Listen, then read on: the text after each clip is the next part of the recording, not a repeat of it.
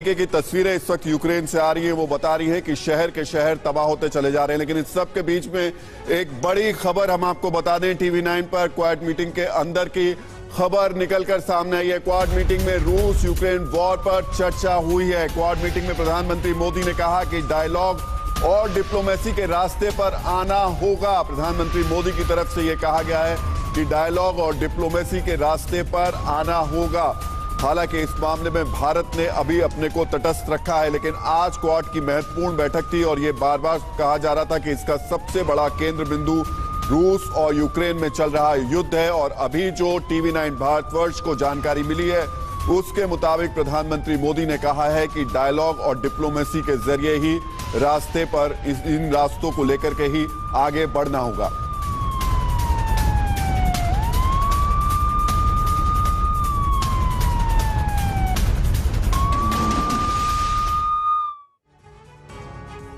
एक बड़ी खबर आ रही है क्वाड मीटिंग के बीच पुतिन का यूक्रेन पर बड़ा आरोप। यूक्रेन की सेना ने 3000 भारतीयों को बंधक बनाया है, यह कहना है राष्ट्रपति पुतिन का। इसके अलावा खार्किव में यूक्रेन ने भारतीयों को बंधक बनाकर रखा है, यह आरोप लगाया गया है। खार्किव में यूक्रेन ने भारतीयों को बंधक बनाकर रखा है। क्वाड मीटिंग के बीच पुतिन का यूक्रेन पर बड़ा आरोप। और आप जान रहे हैं कि किस तरह से रशिया और यूक्रेन के बीच युद्ध छिड़ा हुआ है।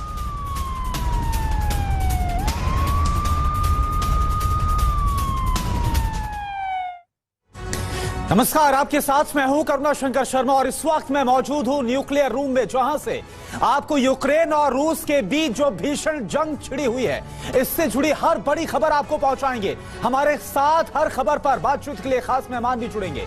लेकिन इस बीच इस वक्त की 50 बड़ी खबरें जंग के मैदान से कौन सी आ रही हैं, देखते आप, दिखाते आपको। यूक्रेन रूस जंग पर अमेरिका का बड़ा दावा। यूक्रेन पर 480 मिसाइल दाग चुका है रूस। पुतिन ने 90% लड़ाकू बलों को यूक्रेन भेजा। पेंटागन के हवाले से बड़ी खबर। जंग के बीच रूसी प्रेसिडेंट व्लादिमीर पुतिन से सऊदी के प्रिंस ने की फोन पर बात। पश्चिमी देशों के प्रतिबंध और ओपेक पर हुई चर्चा। कीव पर किसी भी वक्त कब्जा कर सकता है रूस। कीव पर रूसी सेना ने और तेज किए हमले। रूसी बारूद से दहले कीव के कई इलाके। राजधानी कीव की तरफ बढ़ती रूसी सेना का वीडियो जारी हुआ। कीव को घेरने की तैयारी और रणनीति दिखाने की कोशिश। यूक्रेन पर हमले और तेज करेगा रूस। सैकड़ों टैंक राजधानी कीव की तरफ रवाना। साइबेरिया से तोप और टैंकों का जखीरा यूक्रेन भेजा गया।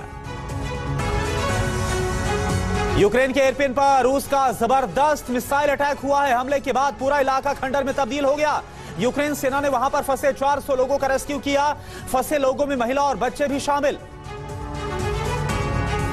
यूक्रेन के पूर्वी शहर मारियोपोल में भारी तबाही। रूसी मिसाइल और बमों से पूरा इलाका दहल गया है।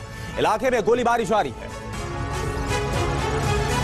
यूक्रेन जंग में रूस ने झोंकी और ताकत। ट्रेन से यूक्रेन सीमा पर भेजे गए सैकड़ों ZSU-23 टैंक्स हथियारों के जखीरे के साथ एयरक्राफ्ट वाहन भी इसमें शामिल है। रूस और यूक्रेन में युद्ध के बीच क्वाड की मीटिंग। वर्चुअल मीटिंग में पीएम मोदी और अमेरिका के राष्ट्रपति जो बाइडेन भी मौजूद। क्वाड मीटिंग में रूस यूक्रेन वॉर पर भी हुई चर्चा। पीएम मोदी ने कहा कि डायलॉग और डिप्लोमेसी के रास्ते पर आना होगा। यूक्रेन से भारत लौटे छात्रों से प्रधानमंत्री नरेंद्र मोदी ने वाराणसी में बात की। मिशन गंगा के तहत अभी तक 6400 छात्र यूक्रेन से वापस लाए जा चुके हैं।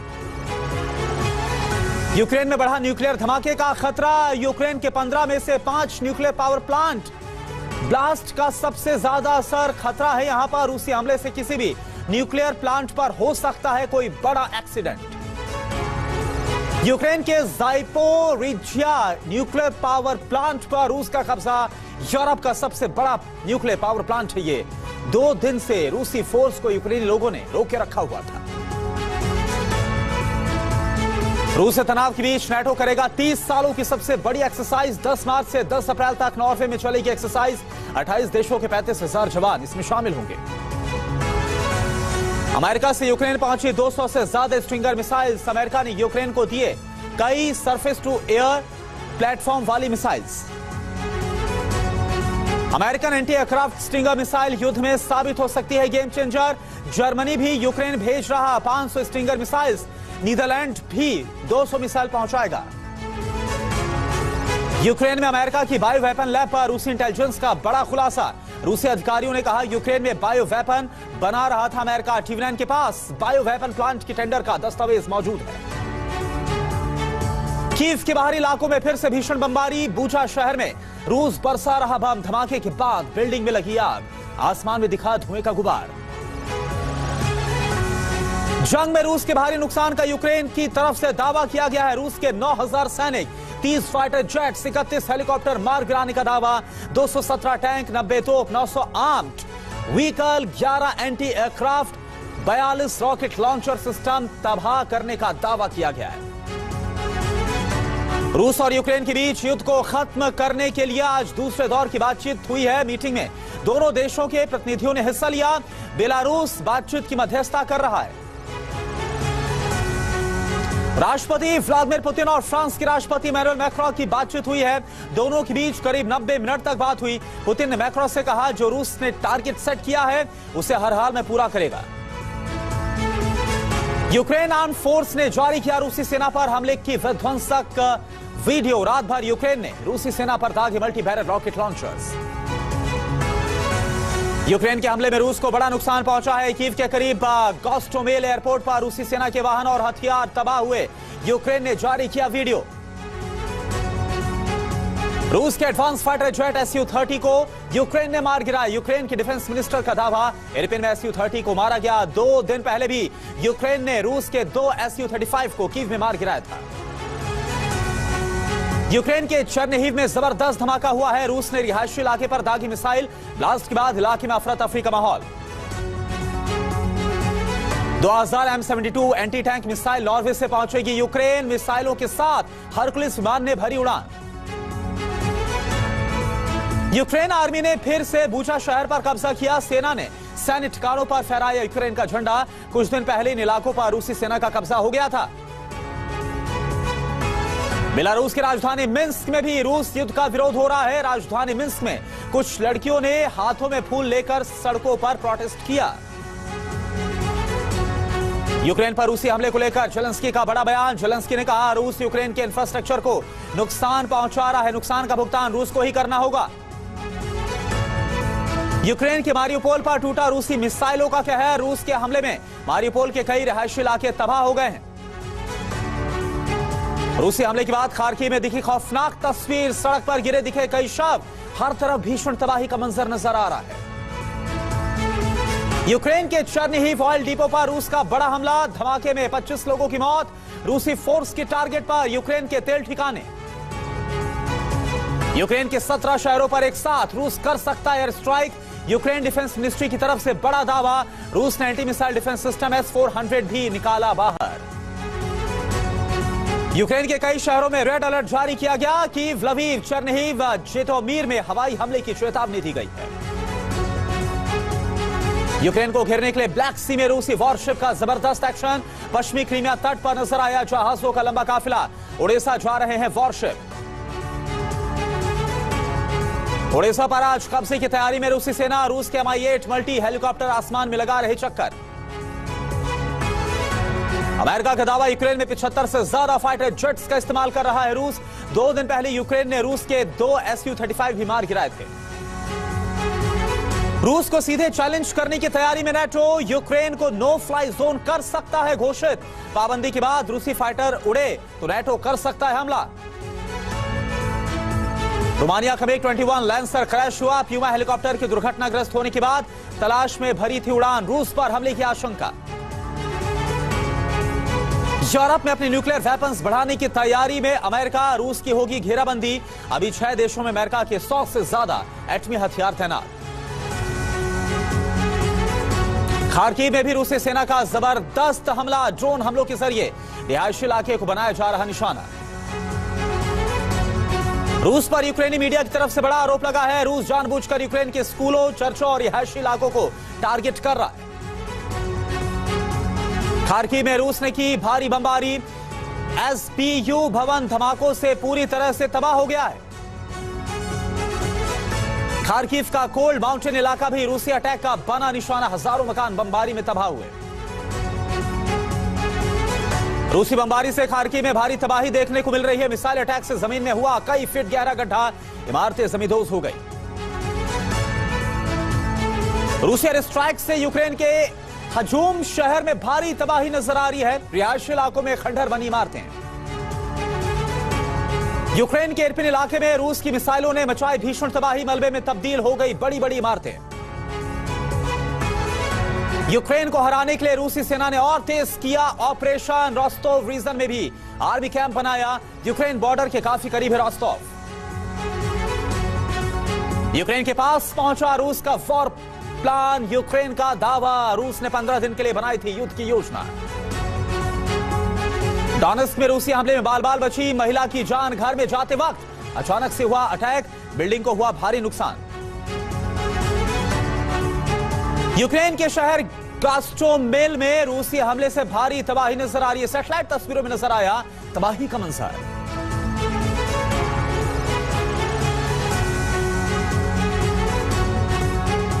और अभी एक बड़ी खबर आ रही है। यूक्रेन में फंसे 210 भारतीय अभी अभी स्वदेश लौटे हैं। रोमानिया से एयरफोर्स का विमान भारतीयों को लेकर वापस आया है। हिंडन एयरबेस पर यह विमान उतरा है। एयरफोर्स का C-17 विमान है ये। एक बार फिर से बता दें, 210 वो भारतीय जो कि यूक्रेन में फंसे हुए थे, उन्हें लेकर के एयरफोर्स का C-17 विमान हिंडन एयरपोर्ट पर उतरा है। और इस वक्त हमारे साथ हिंडन एयरपोर्ट से मानव, मेरे सहयोगी साथ में है। मानव, कुछ बात हो पाई इन लोगों से आपकी?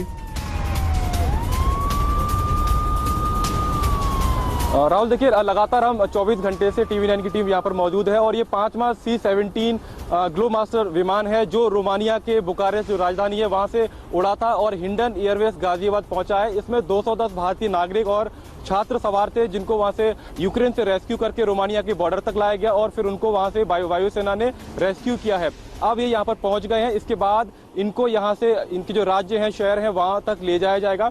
फिलहाल जो केंद्रीय रक्षा राज्य मंत्री हैं अजय भट्ट, वो इन बच्चों का स्वागत कर रहे हैं। उनको गुलाब देकर उनका स्वागत यहाँ पर किया जा रहा है। और लगातार अजय भट्ट यहाँ पर बीते 24 घंटे से बारी बारी से जो फ्लाइट यहाँ पर आ रही है उन सभी बच्चों का, नागरिकों का यहाँ पर वो स्वागत में लगे हुए हैं। और कहीं ना कहीं ये दर्शाता है कि जो ऑपरेशन गंगा चल रहा है उसको सरकार किस तरीके से एक तरह से प्रायोरिटी दे रही है। तमाम जो मंत्री हैं वो विदेश में भी जो बॉर्डर है यूक्रेन के आसपास वहां पर गए हुए हैं और तमाम जो मंत्री हैं वो IGI पर, हिंडन एयरबेस पर लगातार मौजूद हैं। जो भारतीय नागरिक बाहर से आ रहे हैं उनको यहाँ पर उनका स्वागत किया जा रहा है। बड़ी बात यह है कि लगातार C-17 ग्लोमास्टर है उसकी उड़ानें चल रही हैं, क्योंकि इससे पहले जो प्राइवेट एयरलाइंस थी वे इसमें रेस्क्यू के काम में लगी हुई थी, लेकिन बाद में भारत सरकार ने जो C-17 ग्लोमास्टर था उसको भी लगाया गया और उसके बाद ये जिम्मेदारी अब भारतीय वायुसेना संभाल रही है। तो अभी तक करीब 1000 से ज्यादा भारतीय नागरिकों को यहाँ पर रेस्क्यू किया गया है। हम इन लोगों से बात करेंगे क्योंकि अभी हमको जो वायुसेना का प्रोटोकॉल है उसका पालन करना है। अभी हम इन लोगों से बात नहीं कर सकते क्योंकि इनका इमिग्रेशन, कस्टम, ये सारी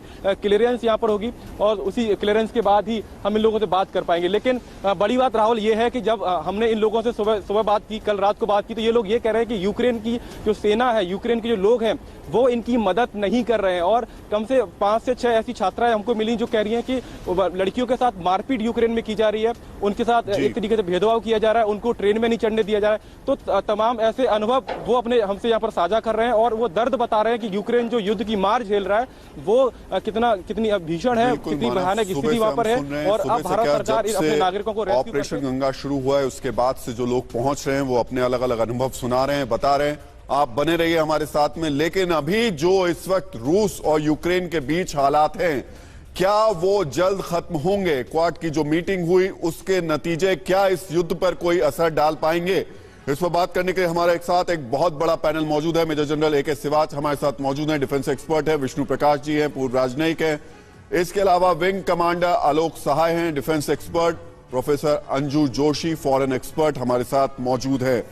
सबसे पहला सवाल, लेफ्टिनेंट जनरल संजय भी हमारे साथ शायद बाद में जुड़े, लेकिन उससे पहले सिवाच साहब, सबसे महत्वपूर्ण बात आपसे मैं यही जानना चाहता हूं कि जो अभी की स्थिति है, जो आज भी अभी भी हमें तस्वीरें देखने को मिल रही हैं यूक्रेन से, ये युद्ध अब लंबा चलेगा? हाँ बिल्कुल। देखो राहुल, इसमें सच्चाई यह है कि अभी बातचीत है और सेकंड राउंड बातचीत का चलेगा।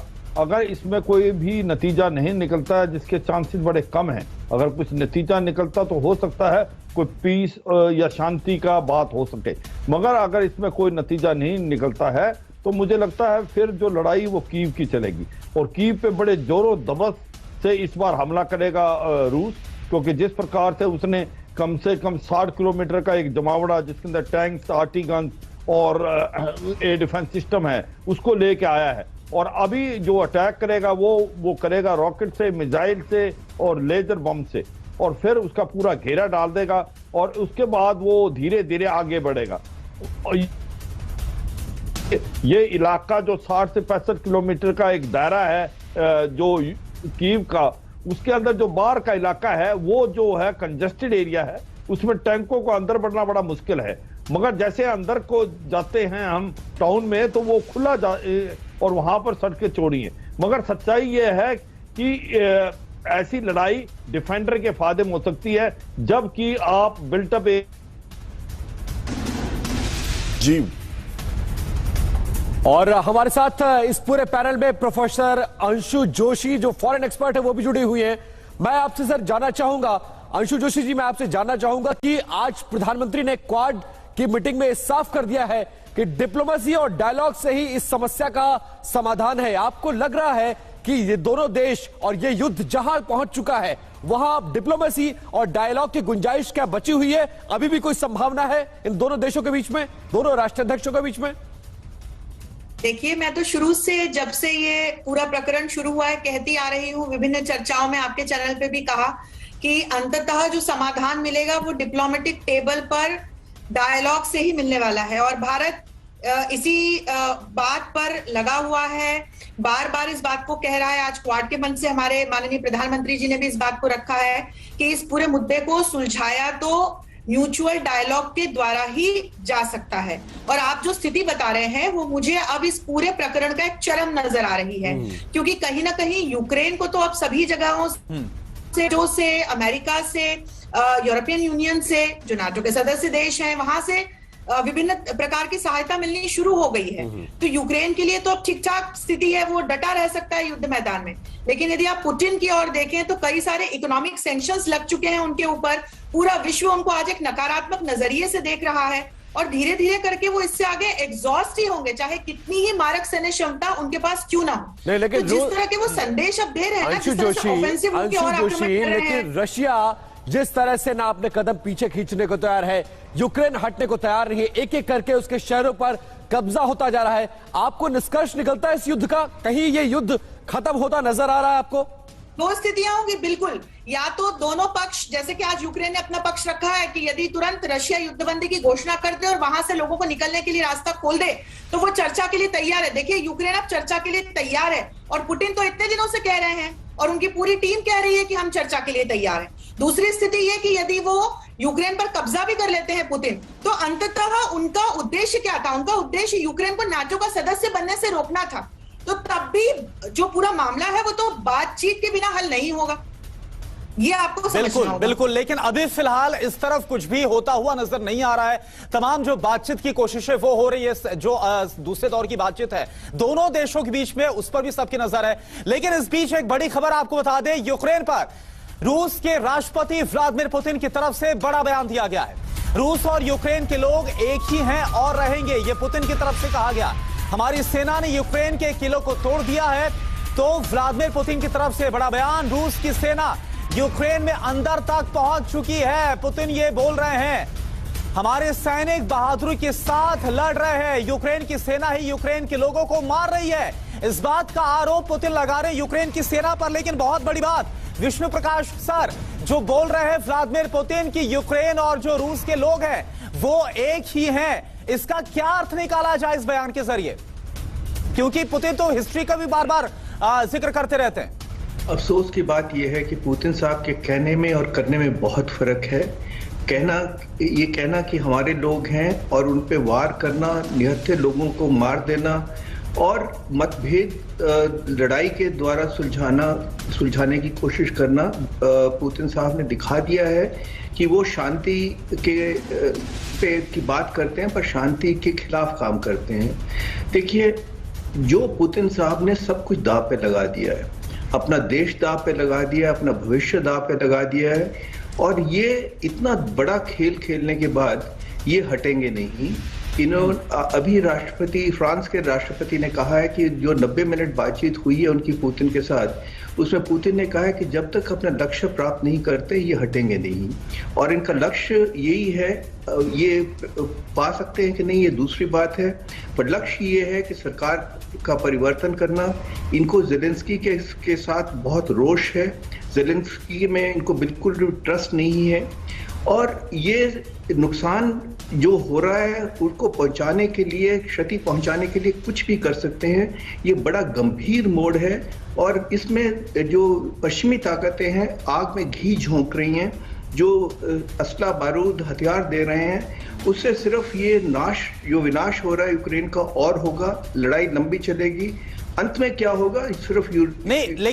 लेकिन विष्णु सर, मैं इसमें एक चीज ऐड कर रहा हूं। ये जो बयान दिया गया व्लादिमीर पुतिन की तरफ से कि दोनों देशों के लोग एक ही हैं, दरअसल इसमें क्या आपको लगता है कि एक गहरा मैसेज पुतिन की तरफ से इसलिए छुपा हुआ है क्योंकि उनकी तरफ से जो पहला संबोधन दिया गया था रूस की जनता के नाम, तब उन्होंने सोवियत यूनियन का जिक्र किया था, तब उन्होंने 1991 का जिक्र किया था, हिस्ट्री का जिक्र किया था। तो क्या कब्जा करने के बाद ऐसा लग रहा है, क्योंकि मंशा तो पहले लग रही थी कि नेटो से दूर रखना है, लेकिन पूर्ण तौर पर कब्जा करना और उसको अब एक बार फिर से उस एरा में ले जाना सोवियत यूनियन के, क्या यह मंशा आपको नजर आ रही है पुतिन की?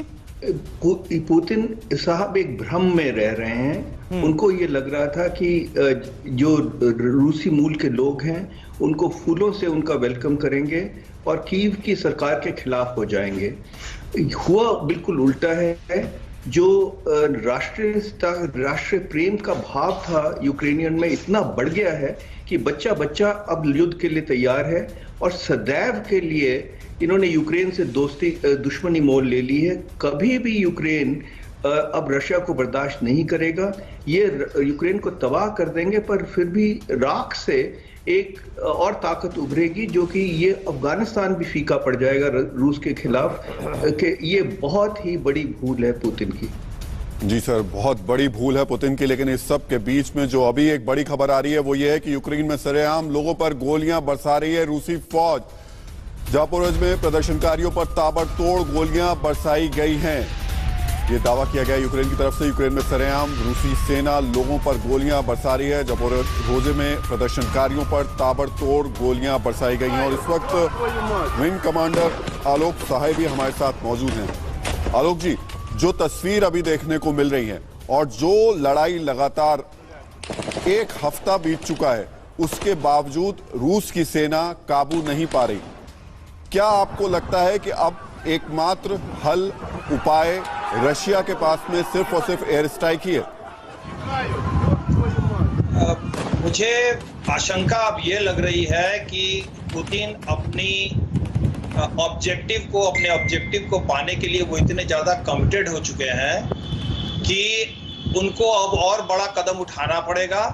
वो काफी गुस्से में है और इससे मानहानि बहुत ज्यादा होगी यूक्रेन में, लोगों की जानें जाएंगी बहुत ज्यादा संख्या में, जो अभी तक उतनी नहीं गई हैं। अभी तक तो कुछ डैमेज हुआ है लेकिन उस तरह से नहीं हुआ है। मुझे डर यह है कि कहीं अपने ऑब्जेक्टिव को पाने के लिए ऑल आउट स्ट्राइक ना इस तरह से किया जाए कि जिसमें बहुत ज्यादा जाने लोगों की जाएं। सर, आप एटम बम की बात कर रहे हैं? नहीं, एटम बम की बात नहीं कर रहा। मुझे अभी भी नहीं लगता कि कोई एटम बम का इस्तेमाल करेगा। हालांकि काफी विस्फोटक स्थिति है। युद्ध के समय में कब किसके दिमाग पर क्या जुनून सवार हो जाए कोई नहीं कह सकता, लेकिन मुझे अभी लगता है कि एटम बम नहीं होगा। लेकिन तेजी से अगर आप आक्रमण करेंगे, ज्यादा गोलीबारी करेंगे, लोगों की जो सामने लोग खड़े हैं उनकी चिंता आप अब नहीं करेंगे, तो बहुत सारे लोग निहत्थे मारे जाएंगे, नागरिक मारे जाएंगे और रूस इसमें और भी ज्यादा आइसोलेट होता जाएगा, बदनाम होता जाएगा। मुझे तो ये लग रहा है कि देखिए, शुरू में तो पुतिन साहब ने दो गलतियां की। एक तो उन्होंने मीडिया मैनेज ठीक से नहीं किया, उनका जो भी रोष था वो दुनिया के सामने में ठीक से आया नहीं, इसलिए वो शुरू से ही विलन के रूप में स्थापित हो गए। तो आप कह रहे हैं कि पुतिन कोई और बड़ा हार्ड स्टेप उठा सकते हैं जिससे यूक्रेन में और ज्यादा जनहानि हो सकती है। लेकिन जो तस्वीरें अभी हम आपको दिखा रहे हैं जापोरोजे की, जहां पर प्रदर्शनकारियों पर रूस की सेना ने गोलीबारी की, एक बार देखिए तस्वीर और सुनिए उन गोलियों की आवाज को।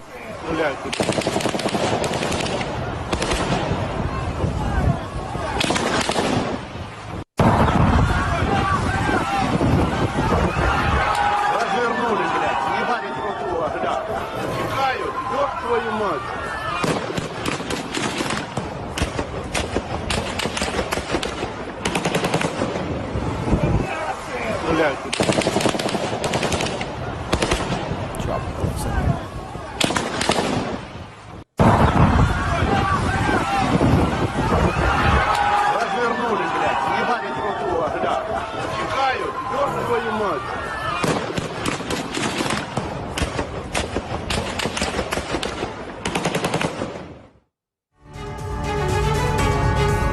और इस चर्चा को आगे बढ़ाए इस बीच एक और बड़ी खबर आ रही है कि क्वाड समिट पर व्हाइट हाउस का बयान आया है। जी हां, व्हाइट हाउस ने इस पूरे मसले पर बयान दिया और यूक्रेन मामले पर विस्तार से चर्चा हुई है।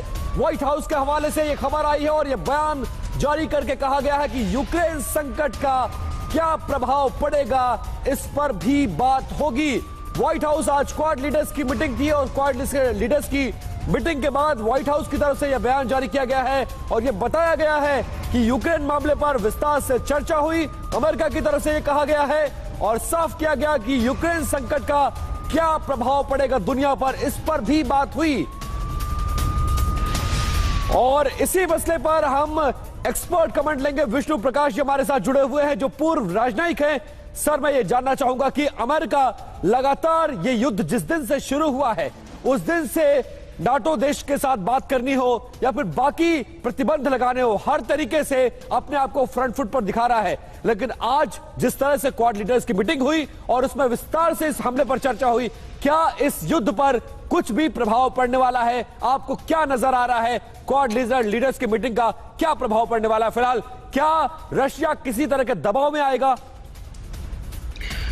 देखिए, क्वाड की बुनियाद क्या थी? क्वाड की बुनियाद ये थी कि चीन बहुत बड़ा एक ताकत की तरफ उभर रहा है, जो कि अपनी विस्तारवादी नीतियों के कारण और अग्रेशन के कारण सारे दुनिया के लिए संकट बन गया है। कहा नहीं जाता, कोई ये स्पष्ट नहीं कहता कि चीन है, पर जो न्यूक्लियस था, जो कि कारण था, वो चीन था। अमेरिका अफगानिस्तान से क्यों निकला? ये कह के कि हम जो बड़ा संकट है उस पर ध्यान देंगे। किया क्या कि चीन को छोड़ दिया और रूस के पीछे पड़ गए। मैं ये रूस की को सपोर्ट नहीं कर रहा हूं, पर सिर्फ हकीकत बयान कर रहा हूं। अब जो इंडो पैसिफिक पे फोकस था अमेरिका का, वो हटके यूरोप पे चला जाएगा। और ये जो खेल है, इसमें सबसे जो हौसला जिसको मिलेगा वो चीन को मिलेगा। तो ये क्वाड संस्था बहुत नई है, इसमें कोशिश हो रही थी इसको जुटाने की, इसको ताकतवर बनाने की। मुझे लगता है कि इसमें थोड़ा सा अब मोमेंटम में कमी आ जाएगी और क्वाड का जो रुख है वो तो देशों का सबको पता ही है। ऑस्ट्रेलिया ने सैंक्शंस लगा दिए हैं, जापान ने सैंक्शंस। मेरे दो सवाल हैं इसी से जुड़े हुए। पहला ये कि अमेरिका भी इस पूरे हमले में कहीं ना कहीं से एक्सपोज हुआ है कि यूक्रेन के कंधे का इस्तेमाल किया गया। वो अमेरिका जिससे रूस की दुश्मनी थी, क्या यूक्रेन का उसने इस्तेमाल किया है? और दूसरी बात, जब रशिया ना नाटो की सुन रहा है ना यूएन की सुन रहा है, तो क्या क्वाड लीडर्स की मीटिंग का या इन लीडर्स की मीटिंग के बाद जो फैसले लिए जा रहे हैं उसके किसी भी प्रेशर में रशिया आपको आता हुआ दिखाई दे रहा है? रशिया और चीन क्वाड के खिलाफ हैं, तो क्वाड का कहना से कोई फर्क नहीं पड़ेगा। नंबर एक रशिया के नंबर एक। दूसरा जो आपने दूसरा जो सवाल पूछा, सॉरी मैं भूल गया, दूसरा क्या सवाल था?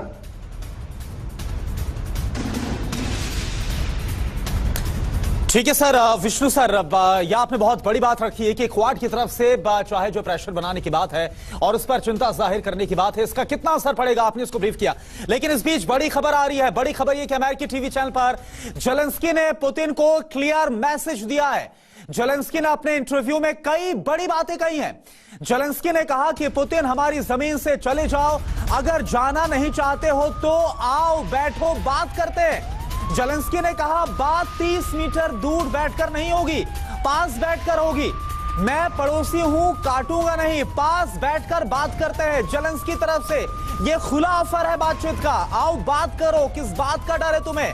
जेलेंस्की ये क्लियर मैसेज दे रहे हैं, व्लादिमीर पुतिन को ये बोल रहा है। और ये बहुत बड़ी बात है कि अगर वो ये बोल रहे कि आओ आमने सामने बैठकर बात करो। आशु जोशी जी, जेलेंस्की की तरफ से अमेरिकी टीवी पर यह बोलना और ये जेलेंस्की की तरफ से देखिए बातचीत की बात, डिप्लोमेटिक जरिए की बात तो लगातार हो रही थी, लेकिन ये खुलकर बोलना कि आओ हम आमने सामने बैठकर बात करते हैं, अब इससे ज्यादा क्या बोल सकते हैं जेलेंस्की? करुणा शंकर जी, मैंने अभी 2 मिनट पहले ही इसी बात को आप सभी के सामने रखा। देखिए, अब जो है डेडलॉक इसी के माध्यम से कहीं ना कहीं खुलेगा, क्योंकि पुतिन ने अभी आज क्या बयान दिया कि रशिया के और यूक्रेन के लोग एक ही मूल के हैं, ये समझने की जरूरत है। तो उनका भी कूटनीतिक संदेश यही है जेलेंस्की को कि आओ बैठ करके बात करो। और अब जेलेंस्की ने कहीं ना कहीं इसको स्वीकारा है, क्योंकि इतने दिनों से जेलेंस्की इस बात को नहीं स्वीकार रहे थे। यूक्रेन को कहीं ना कहीं समझ में आ रहा है कि अमेरिका और नाटो अलायंस के जितने भी देश हैं, विशेषकर अमेरिका ने कहीं ना कहीं यूक्रेन का वैसा साथ नहीं दिया जैसा जेलेंस्की समझ रहे थे कि वो देंगे या दे पाएंगे। और दूसरी ओर वे ये भी समझ रहे हैं कि यदि वे नाटो अलायंस को ज्वाइन करते हैं तो रशिया ने इसीलिए उनके ऊपर आक्रमण किया कि रशिया के लिए बहुत बड़ा सुरक्षा संकट खड़ा हो जाएगा। तो कहीं ना कहीं अब देखिए, एक डिप्लोमेटिक टेबल की तरफ जाते हुए 2 लीडर्स दिखाई तो दे रहे हैं। तो इसीलिए मैंने भी 2-3 कुछ मिनट पहले आपसे कहा कि ये कहीं ना कहीं अब जो पूरा मामला है उसका चरम हम देख रहे हैं। और क्वाड के भी मंच पे जो आज बात हुई भारत में, जिस तरह की बात बैटल ग्राउंड में भी दिख रही है कि हालात वहां भी बद से बदतर होते चले जा रहे हैं। मेजर जनरल AK सिवाच, क्या लग रहा है आपको, नेटो देशों की तरफ से जो हथियार प्रोवाइड कराए जा रहे हैं, चलाने वाले कहां से मिलेंगे यूक्रेन में? देखो, इसमें कोई शक नहीं है, हथियार आ रहे हैं उनके पास और नेटो के अगेंस्ट नेटो से मिल रहे हैं जो हथियार यूक्रेन को, उसको जरूरी चाहिए। तो आपको समझना चाहिए, अगर कीव गिर जाता है तो फिर ये लड़ाई बिल्कुल खत्म है। और ये यूं तो लंबी चलेगी गुरिल्ला वारफेयर, मगर जो सेंटर ऑफ पावर है, ग्रेविटी सेंटर है, वो कीव है। और अब अगर मान लो ये बातचीत किसी नतीजे पे नहीं पहुंचती है और इससे कोई ज्यादा आगे बढ़ाव नहीं होता है, मुझे लगता है रूस जो है बहुत जोरों से अब कीव के ऊपर हमला करेगा अपने रॉकेट से, मिसाइल से, और ये आर पार की लड़ाई होगी। और ये लड़ाई इतनी आसान नहीं होगी क्योंकि यूक्रेन भी वेरी वेल प्रिपेयर्ड है, उसके पास जो हथियार आए हैं यूरोप से उससे भी कुछ फर्क पड़ा है, क्योंकि स्टिंगर मिसाइल है, जेवलिन मिसाइल है और केमिकल ड्रोन्स हैं। और जिस प्रकार से उसने अपनी डिफेंस तैयार कर ली है कीव के सामने, तो लगता है जो भी अभी लड़ाई होगी अर्बन एरिया की और बिल्टअप एरिया की, वो लड़ाई डिफेंडर को फायदा देता है। मुझे लगता है ये लड़ाई बहुत आगे खींचेगी और आर पार की लड़ाई होगी। यानी ये लड़ाई आर पार की होने वाली है और ये लड़ाई लंबी चलने वाली है। इस बीच जो रशिया और यूक्रेन के बीच युद्ध हो रहा है, उससे एक बात साफ हो रही है कि क्या ये दोनों तरफ से एक मिस कैलकुलेशन था जिसका खामियाजा आज की तारीख में दोनों देश भुगत रहे हैं। डिफेंस एक्सपर्ट विंग कमांडर आलोक सहाय भी हमारे साथ है। आलोक सर, मैं ये जानना चाहूंगा कि वो यूक्रेन जो इस वक्त युद्ध की विभीषिका झेल रहा है, उसने ये समझा कि हम नाटो देश की सदस्यता लेने के लिए आगे बढ़ेंगे और रशिया हम पर हमला नहीं करेगा, और रशिया ये समझता रहा कि हम यूक्रेन पर हमला करेंगे और 2 से 3 दिनों में पूरे यूक्रेन पर कब्जा कर लेंगे। क्या ये दोनों तरफ से मिस कैलकुलेशन हुआ? बिल्कुल, मैं आपसे पूरी तरह सहमत हूं। और देखिए कितने हंसने वाली बात है, एक तरह की सभ्यता, एक तरह के लोग, मिलती जुलती बोली भाषा और मिलती जुलती संस्कृति, आपस में लड़ने मारने पर उतारू है, मार रहे हैं एक दूसरे को, और किनारे से अमेरिका और नाटो देख रहा है और उसमें सैन्य सहायता दे रहा है लड़ने के लिए। तो ये तो कैलकुलेशन गलत हुआ है दोनों तरफ से। जी हाँ, बिल्कुल बिल्कुल। और इसका नुकसान दोनों को होगा, बहुत भयंकर होगा। और मैं एक और बात कहना चाहता हूं, मैं भी जो हमारे दूसरे विशेषज्ञ हैं उनसे सहमत हूं कि इस समय दोनों में रोष इतना ज्यादा है, खास करके पुतिन में, कि लोग अभी जब तक उनका पूरा ऑब्जेक्टिव पूरा नहीं हो जाएगा वो पीछे नहीं हटेंगे। लेकिन जब युद्ध जी। अच्छा विष्णु प्रकाश सर, जो अभी बताया आप साहे सर ने कि मिस कैलकुलेशन देखिए दोनों तरफ से हुआ है, और जो रूस चाहता था वैसा होता नजर नहीं आ रहा, क्योंकि 2 दिन बाद ही जश्न की तैयारी चल रही थी। हालात रूस के क्या हैं वो समझ में आ रहे हैं, लेकिन क्या ये जो परफेक्ट कैलकुलेशन है वो अमेरिका के पार्ट में था? क्या वो परफेक्ट कैलकुलेशन है वो यूरोपियन यूनियन कंट्रीज के पास में था? और वो ये चाहते थे कि अगर ये होता है तो रूस कितना कमजोर होगा? इसका ये दूसरा पहलू भी मैं चाहूंगा आप समझाएं।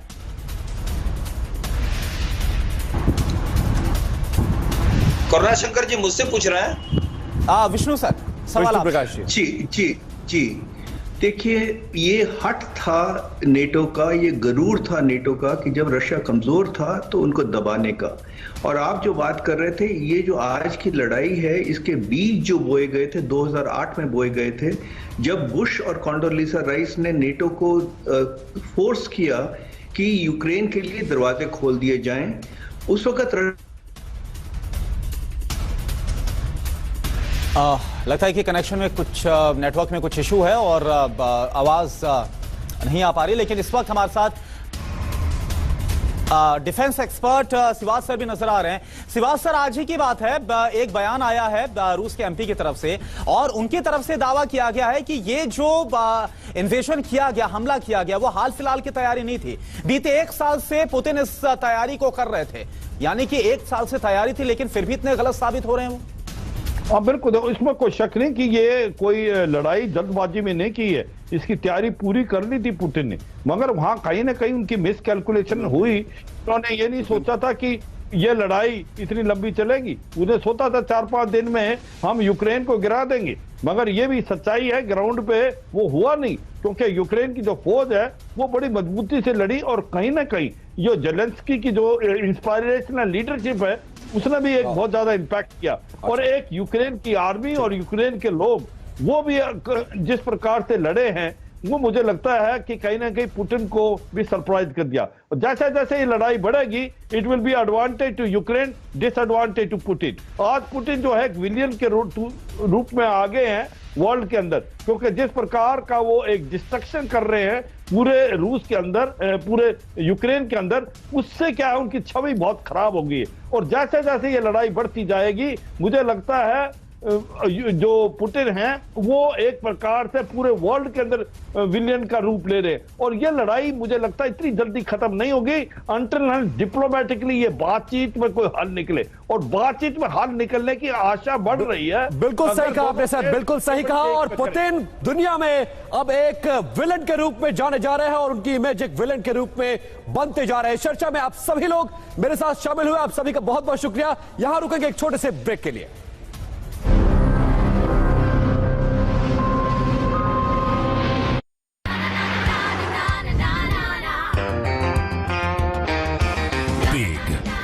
Bold, beautiful Nissan Magnite. Test drive today at your nearest Nissan dealership.